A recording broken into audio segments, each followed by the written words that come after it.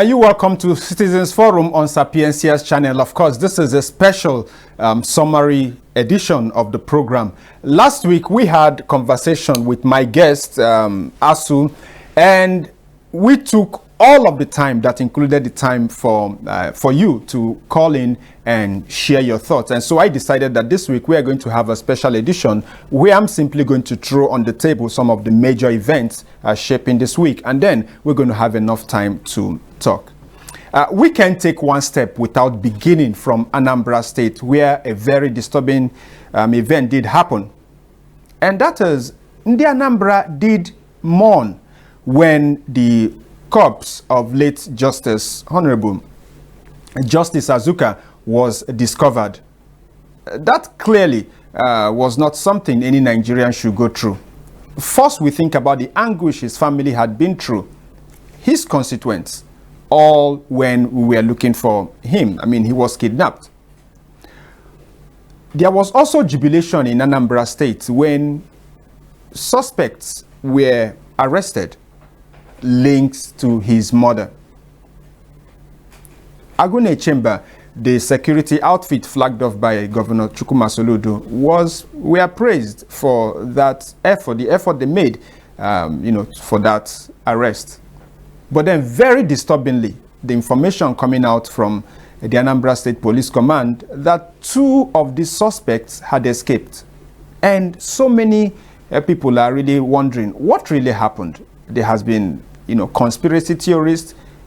In all, people are agitated over this escape. Today on the program, we'll be speaking to the Anambra PPRO, Tochukwu Ikenga, who will really tell us what happened, the official, stance on that, on the escape, and that is going to happen today.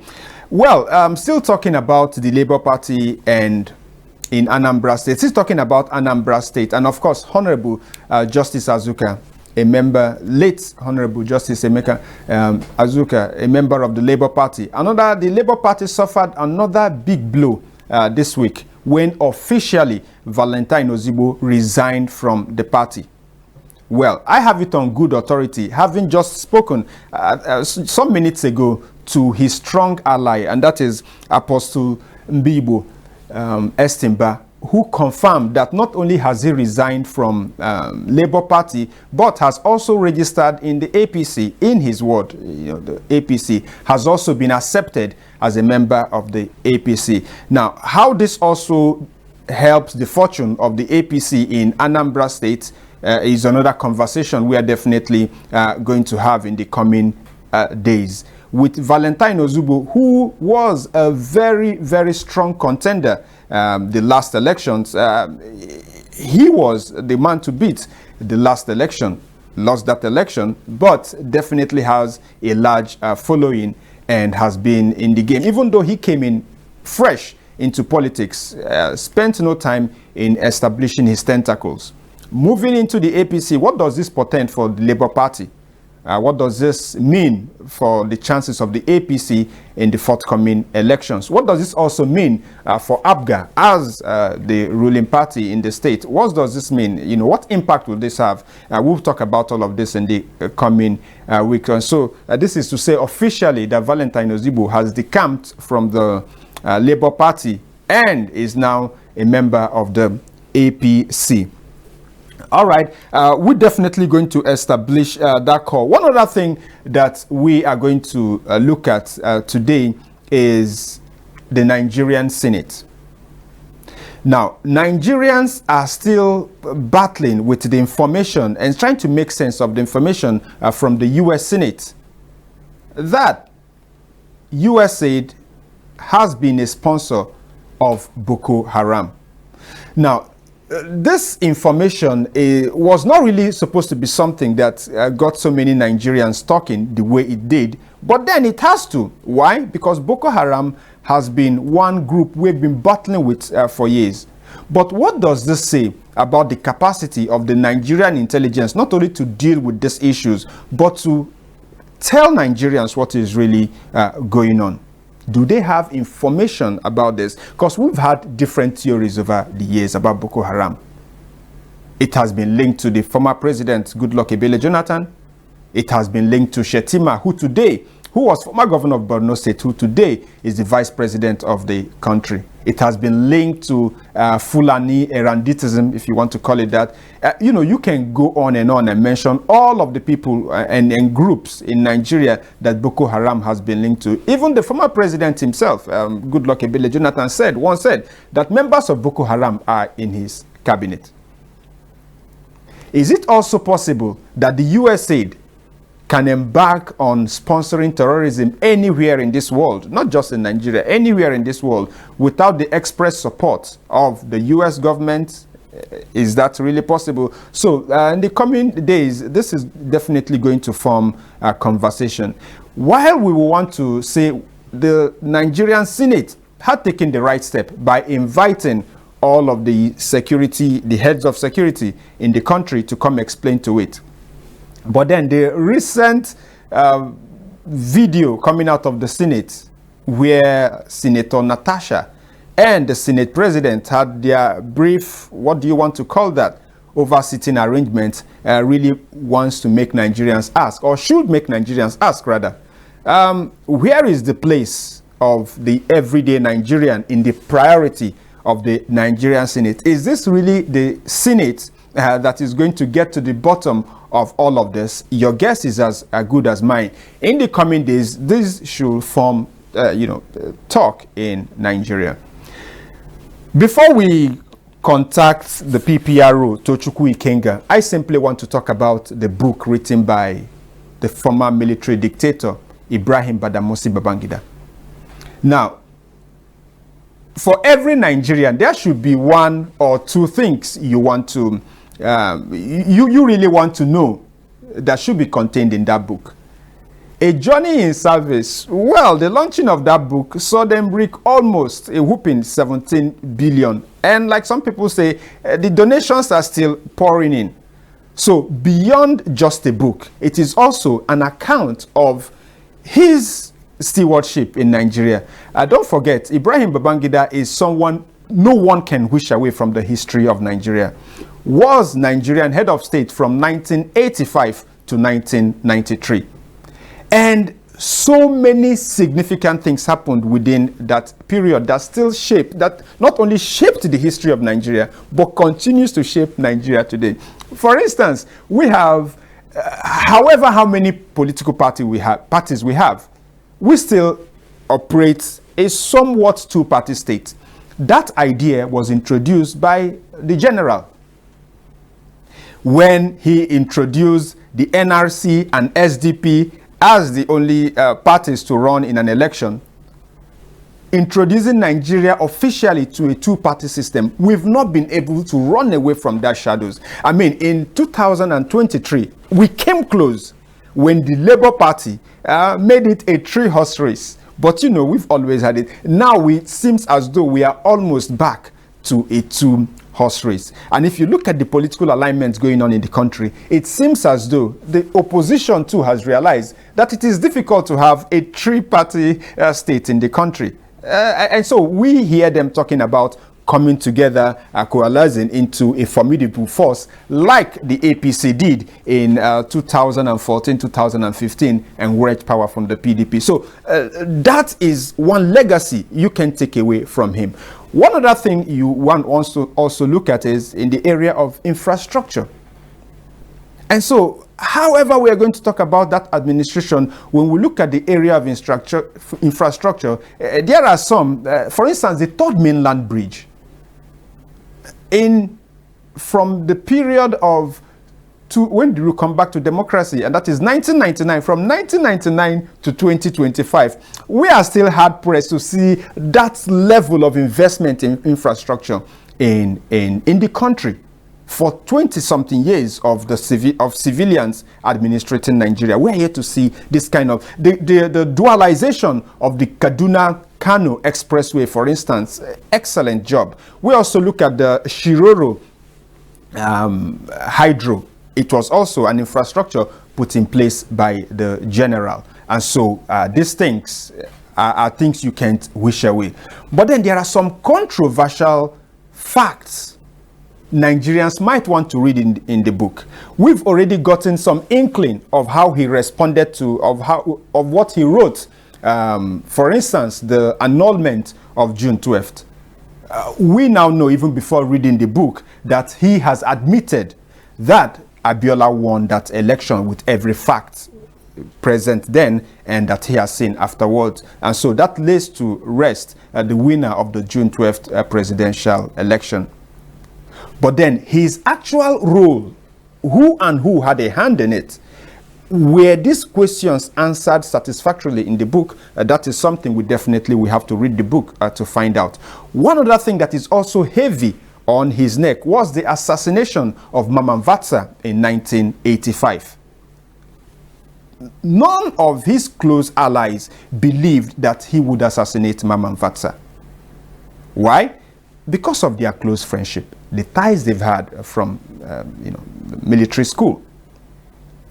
But then the assassination of Mamman Vatsa, yes, connected to a coup, many people still believe was beyond just the coup, Mamman Vatsa, but some kind of rivalry they've always had, silent competition they've had amongst themselves about who is the leader of the pack. And so some close, people close within the circle still run with these theories, but we need to read the book. We've also seen the family of Mamman Vatsa coming up to ask for restitution for what happened. But then, will this ever happen? That is something we'll have to wait to see. Dele Giwa, seasoned journalist, killed in 1986. That also is one event in the history of Nigeria Nigerians want to have a closure to. But then, haven't we heard from snipers that Babangida denied involvement in that killing? But then, that is not from Fela's song when he said, "Who killed Dele na Baba?" If you add Gida, you know that song. And so, this book, we will have to read this book. However it goes, did he answer this question satisfactorily? Only time will tell, especially when we get to read the book. All right, we'll go for this very short break. I'll try to connect with the PPRO, Tochukwu, Anambra State, Tochukwu Ikenga, and then I will take up the conversation from there. Still Citizens Forum, Jude Geoman, AKG.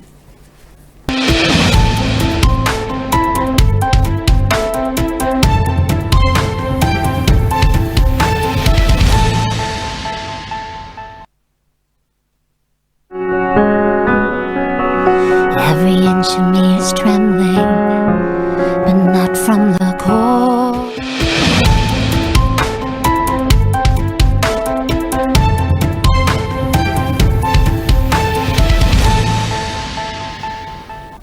Okay, you're welcome back to Citizens Forum on Sapiencia's channel. Unfortunately, been trying without success to connect to Mr. Tochukwu Ikenga, Anambra State PPRO, to really tell us what happened. How did this kidnap and murder suspects that the police had in their custody, how did they escape? How does one explain this? We don't want to go by all of the conspiracy theories, but before we connect to him, we'll have this. That is one of the things we can talk about, of course.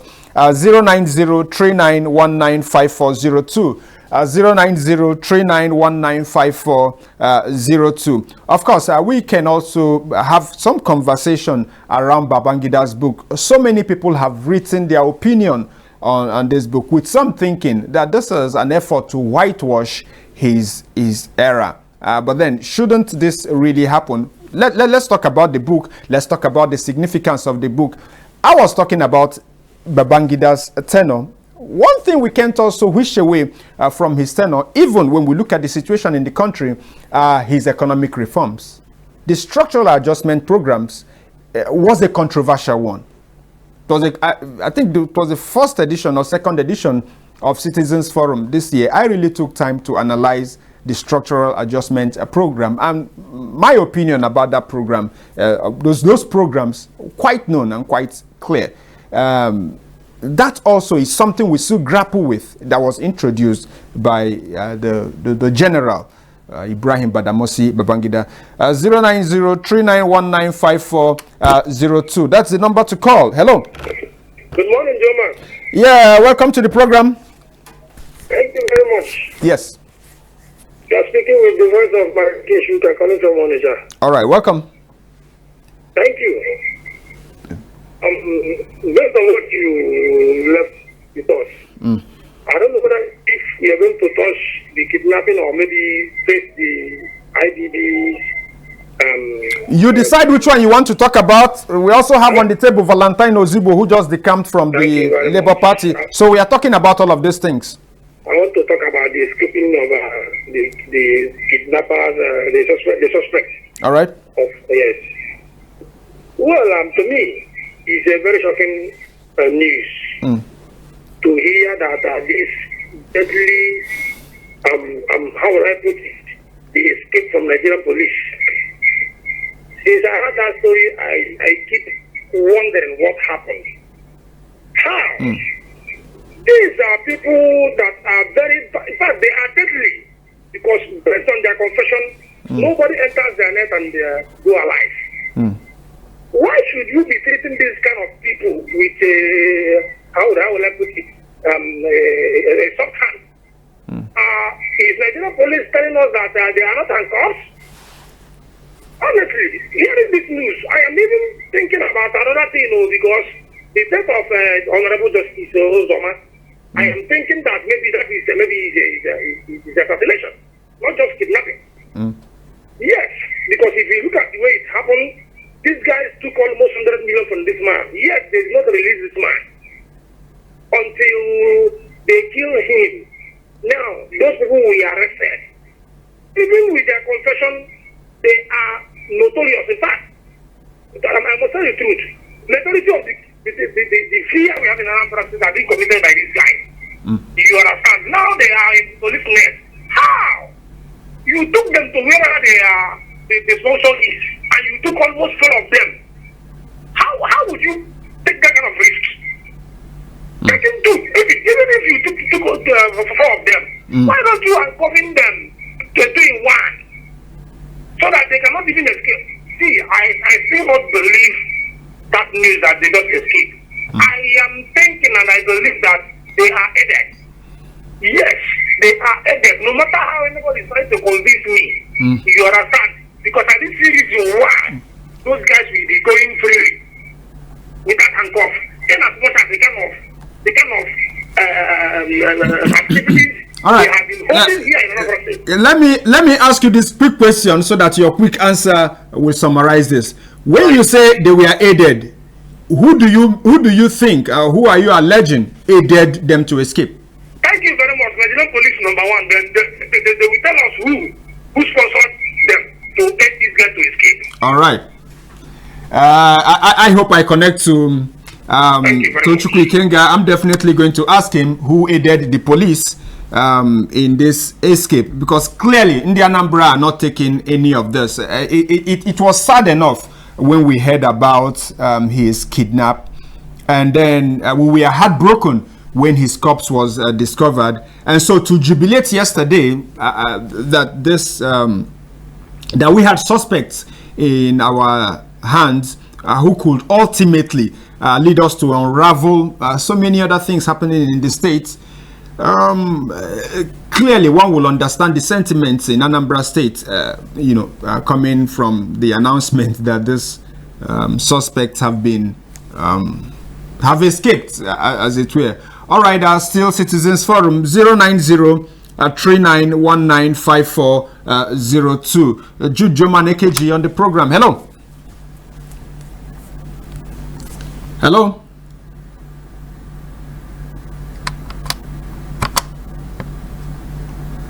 All right.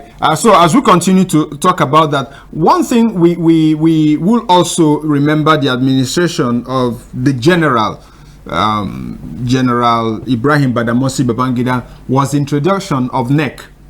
Today we have christened it or baptized it INEC. So the National Electoral Commission was introduced to Nigeria by IBB. Today it is independent. There has always been this, I call it a joke in Nigeria, that asked when it was NEC and now that it's independent, when they did serve us better. But the answer, well, blows in the wind, as they will say. All right, our Still Citizens Forum, 09039195402. 09039195402. That's the number to call to be a part of the program today. All right, still seeing if we can connect the PPRO and kick this conversation going right now, because we really need to have an official position expressed here so we know what to say. Hello. Greetings, Jude Geoman. All right. My name is Oluchi, and I'm calling from this morning. All right, welcome to the program. But then just a correction. Next time, take away the Chibike from the middle and put AKG at the end. That's it. Go ahead, sir. All right. All right. What more can we say? We have seen it all. All right. Our Nigerian police can never stop to amuse me or even amuse Nigeria. Even as well as what we are trying to embrace them, to accept the fact that they are there for us. Accept the fact that they are our friends. The more we are trying to embrace them, the more we are trying to, poison the heart, and the mind, and the truth. The truth is that everybody has them. You understand me now? So, why am I saying this? We all know the one election was taken to court, he swore, and we claim his mandate in the court. And look at how he ended. Everything, even if you ask a blind man, the man will tell you in his own action that this thing is not just a kidnapping, it's an assassination. Now, let me read that report and to the police to tell us what actually happened. If you know the truth, how can you tell me, how can you explain to me that a well-trained police team, not a police officer, but a team of intelligent policemen, well armed, two ordinary, only two suspects, two unarmed suspects, they are not armed, for an investigation, and you are telling me that they expect. Who is doing who are you telling that then? So how much is there to send a single security personnel? You know how much they spend to train one police or army? And today they are telling me that they will be training who have no summer training or summer training. Like not even holding any arm. At that moment of the day, that they accept a feeling of armed policemen. I will for to speak now. Come and tell us the story as usual. We are going to know what he will say. So just let him tell us what we hear. Thank you. All right. Thank you very much. But I clearly do not know what he's going to say. If I knew what he was going to say, I would have started the program and told you what exactly he's going to say. We're still hopeful. I just tried him right now, and I wasn't successful. Hello. Hello. Good morning. Yes. Welcome to the program, sir. Yes. It's Mr. Samson. I'm reaching you all the way from Mumumbu. All right. Welcome, Mr. Samson. All right. Yes. On Justice Azuka's mother is politically motivated. The escape of this kidnapped suspect has shown everybody that he's politically motivated. Because I don't see reason why somebody that is under the police net will escape, under which the people that they know that the mother is still House of Assembly member. It's not done. That is split there. That is number one for that one. On the issue of June 12th, I did this explanation. All of them are history because So many things happened during that time. Yeah. Many people suffered. I remember June 12th saga. Yeah. No kerosene, no gas, nothing. That time was very terrible for everybody. On INEC independent, whether INEC is NEC or INEC, which one are selling better? For me, the answer is none of them. It depends on the chairman of that organization. Whoever is the chairman, if he wants to use his integrity to do the job, he will do that. Just like Humphrey, everybody witnessed what he did during that era. Very nice job, and he's on record today. Upon all the system and the technologies around now, the INEC independent, you have seen what the land looks like. They cannot even transfer what the boot-to-boot results to the That means the integrity of the chairman matters a lot in every organization, not even only in INEC. Which one is the third one? Another topic. Well, I think you've reacted to the major ones. Okay, thank you very much. All right, thank you. All right, we love you too.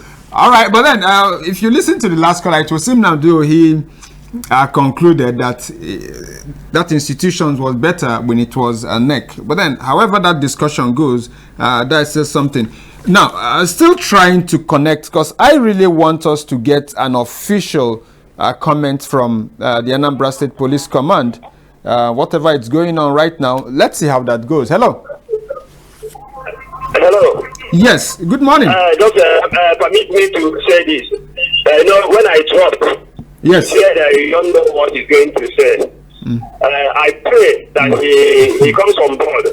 But he's going to tell us that the suspect that escaped is not the major suspect in this crime. Don't worry. Let's not do this. I said it on news. Yeah. So is somebody going to tell us? All right, it's okay. Let's.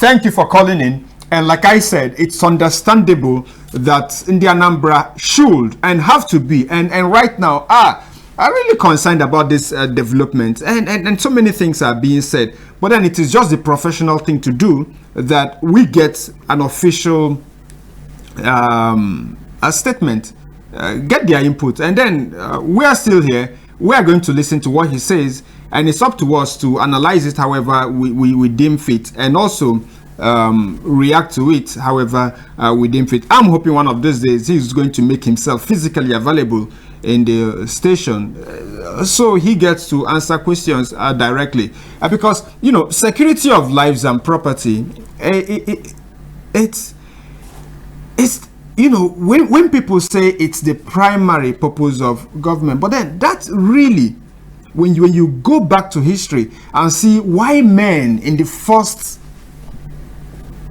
instance decided to have anything called government and give a set of people amongst them, their equals, sometimes even their inferiors, the power to look after the affairs of everyone. It's security. Nobody wants to live in a state. The men of old never wanted to live in a society where the strongest decides what is right and what is wrong. Nobody wants to live in a society where the man with the greatest bicep, with the bigger bicep, or the man with the gun decides what to do and what not to do, decide when you live, decide when you die, decide when you are free, decide when you are not, decide where you go to and where you don't go to. Men, all through history, have never wanted to live, in that kind of a situation. And so, the fact that we have the police should make all of us go to bed with our two eyes closed. Is that happening today? That clearly is not happening. But then it gets worse when people who are apprehended in connection to something as heinous as this. And some people might want to wish it away and say, well, it happened to people someone in a certain social class. But then, when certain things begin to happen to people within that privileged social class, then it is the ordinary citizen who should worry.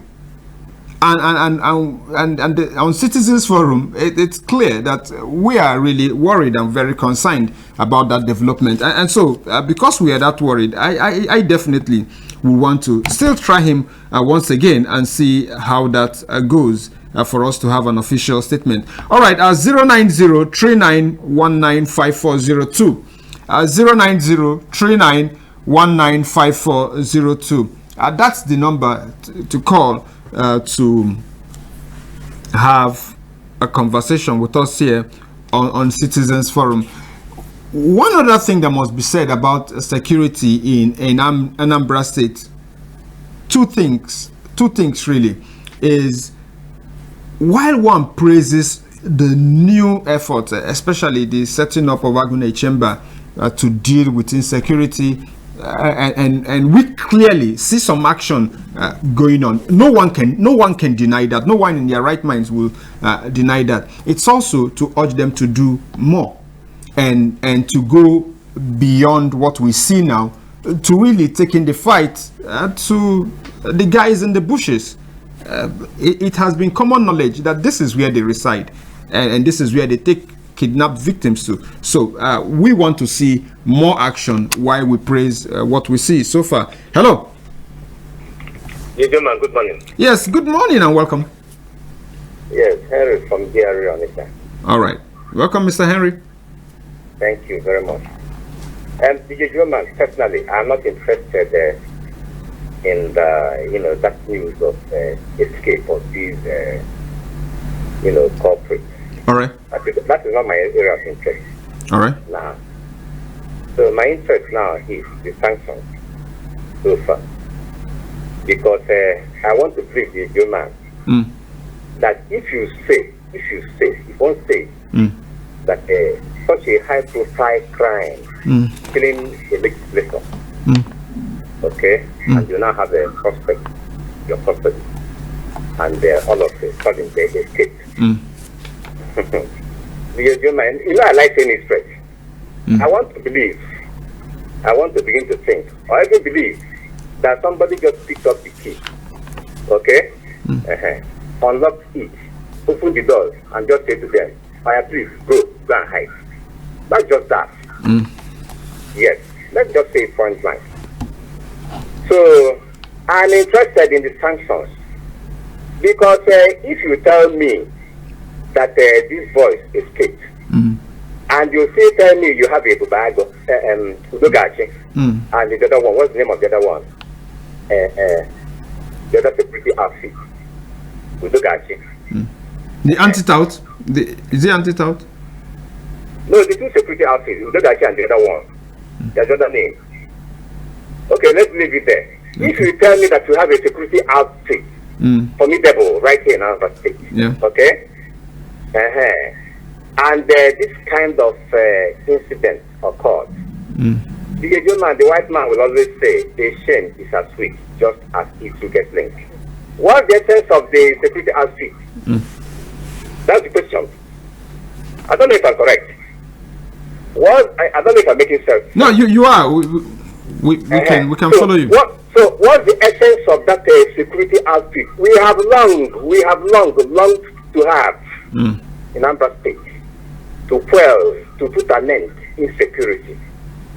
We all knew, all the, incidents ravaging the entire policy, kidnapped here and there, people being, taken away, and the most times killed. Yeah. Even when they have paid their ransom, they still got, killed. They never came back. All right. We remember the case of Okejoke, and the other cases. Okay? Yeah. We remember that attack of Ifanyoba at Enugu. And a plenitude of the news. And today we have our security outfit. And you now come to tell me that they escaped. What's the best of the security outfit in the first place? The shame is as weak, just as we have seen. So I'm interested in having the sanctions so far for whosoever that is involved. That is where we should be heading at. That should be our utmost concern. Yes. Because we just treat that with a levity. You know, I am not to it will just die away. We're heading nowhere. We're still where we are. Thank you. All right, thank you so much. Okay, Henry is really interested in the sanctions, and so beyond this happening, what will be the sanction? What, you know, who will go down for this? Who will be punished? How do we also follow up on this beyond just saying something is going to happen and there will be investigations? People really want to know and should know who and who were there, under whose watch did this happen, and what punishment exactly will be meted out to those people. I think that's a summary of what he's saying. Hello. Geoman, Yes. good morning to you. Yeah, welcome to the program, sir. Thank you very much. All right. Just quick couple morning, sir. Geoman, do you see the issue of IBB? The book you released. You know, on that particular book, he's saying that he's regretting calling the election off. I don't see any regrets. He's just trying to just write a book just the way Obasanjo did, because he cannot write that particular book without putting what happened in June 12th. It will make no sense of that book. So putting that, I regret doing that. To me. But let me say this. Let me say this, please. There is a standard rule on planet Earth, never to critique a book you've not read. And so I'm going to read that book. And then when I read that book, we are going to have a conversation around that book. Like I said, I simply talked about areas. Look, when we talk about the administration of the General IBB, I simply called attention to some areas that we all should be interested in, but then there will be more areas some people are even interested in beyond these ones. It's just, you know, in every administration that lasted from 1985 to 1993, definitely so many things to talk about, right? And so we need to read the book, or at least read sections of the book that addresses some of our specific concerns. Like, I'm not going to wait until I finish reading the book. When I read, like, the areas that has to deal with Delegiwa, what exactly did he say? What is his account? Look at the area that also talked about Abiola and the June 12th election. What really did he say?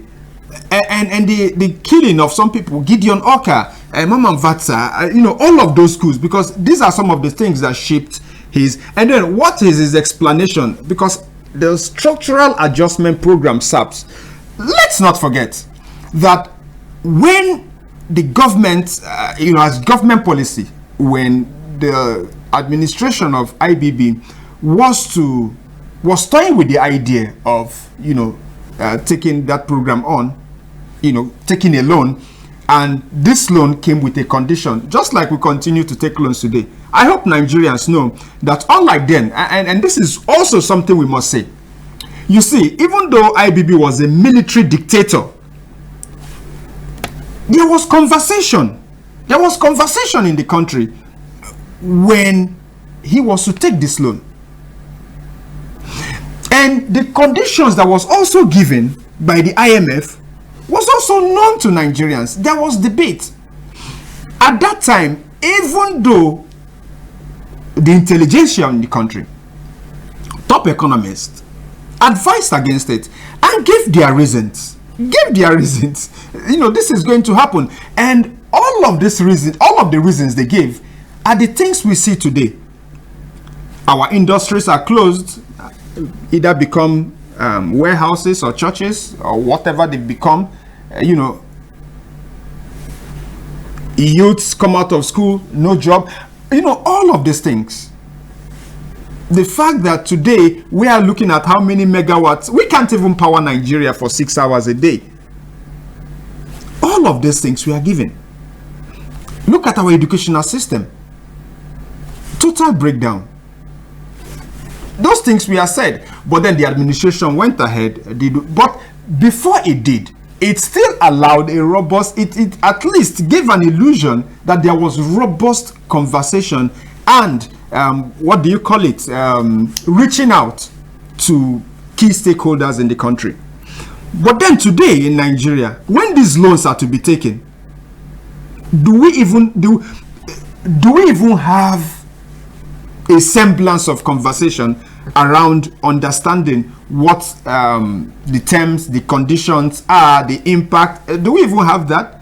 We simply wake up in the morning and the Senate has approved a loan. So we need to have this. Like I said, we are going to have to read how would he explain away in a book the mistake of accepting SAP? So we are going to have a conversation after having read his book, then, or some portions of it that at least talk about some of these specific things. So I can talk about what he said, his explanations for introducing SAP and thinking SAP was the best thing to do when I've not read the book. I can't also talk about some of these assassinations, when I've not read the book. Yes, we can see a headline, but it's not the sound thing to do, to have a conversation around, some of all these sound bites that come out, especially on social media. Going to take this very short break, and we'll be right back for the program. Jude Geoman, AKG, on Citizens Forum, Sapiencia's channel.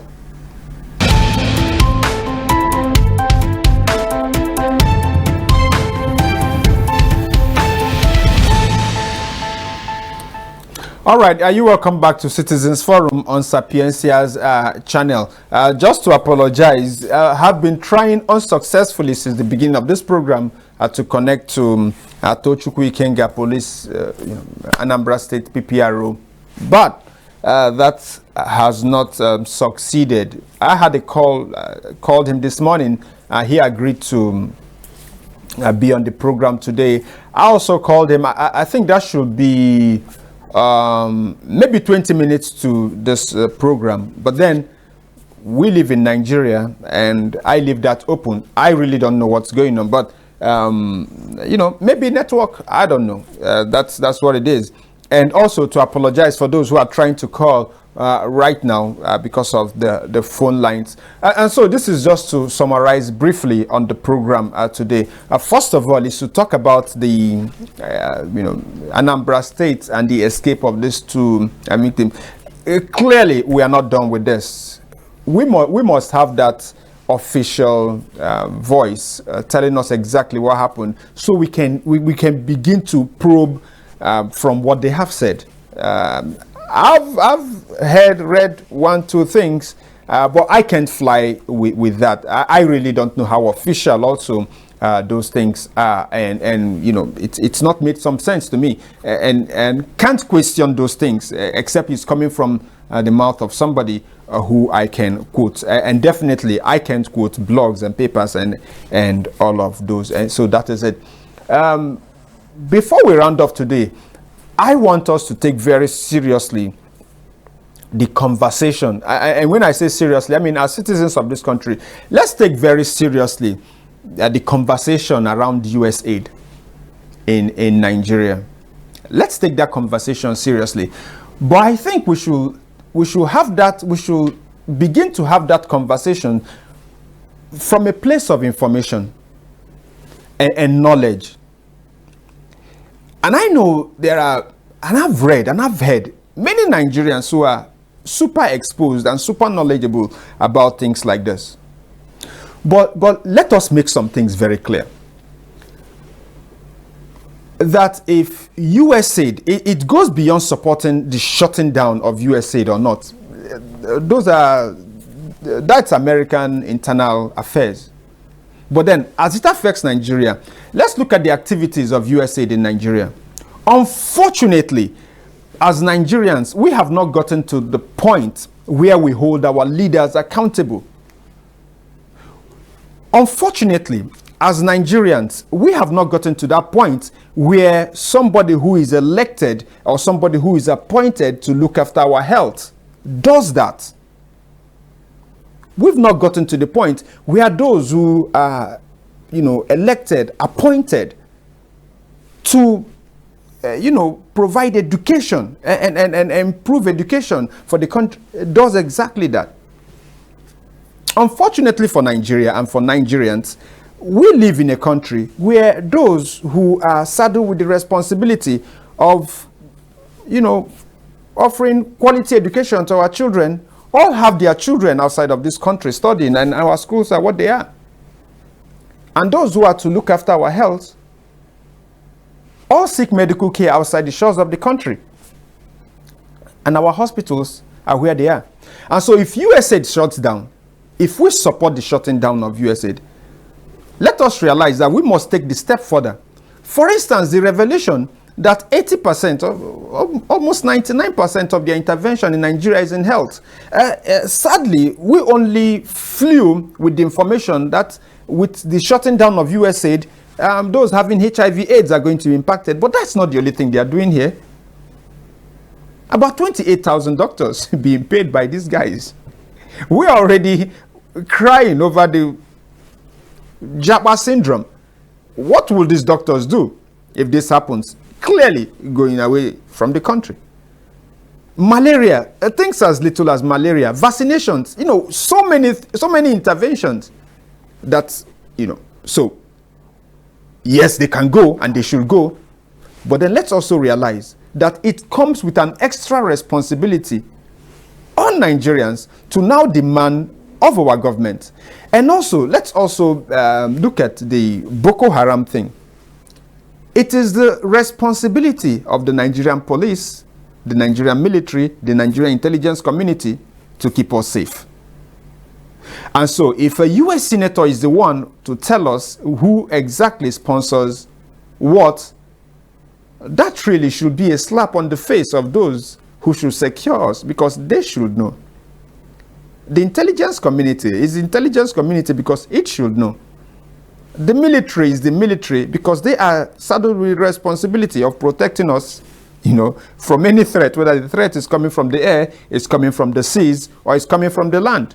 Boko Haram clearly coming from the land. So, these conversations, I hope we are going to have a more enlightened conversation around that, because the impact of scrapping USAID on Nigeria will be far more than the conversation we are having right now. It's going to be swift, and we are all going to feel it. We should get prepared for it and start asking the right questions. Citizens Forum will be here same time, same station next week. My name is Jude Geoman. Good morning, and thank you for being here.